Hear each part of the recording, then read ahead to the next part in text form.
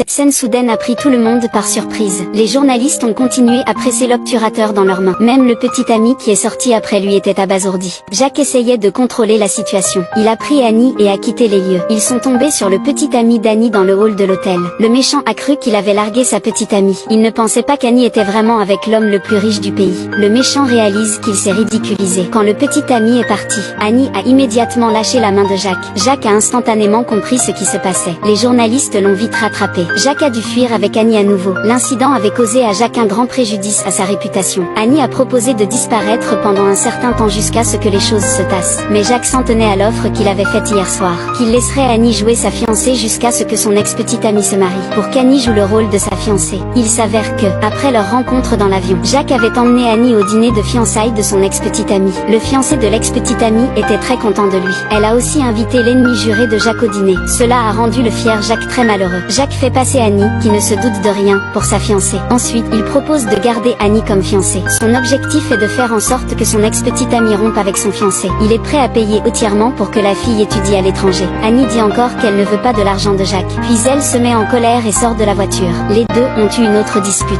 Mais à la fin de la journée, Annie s'est présentée au bureau de Jacques comme promis. Elle a dit qu'elle n'était pas là pour l'argent. Elle prenait la responsabilité de l'erreur qu'elle avait faite.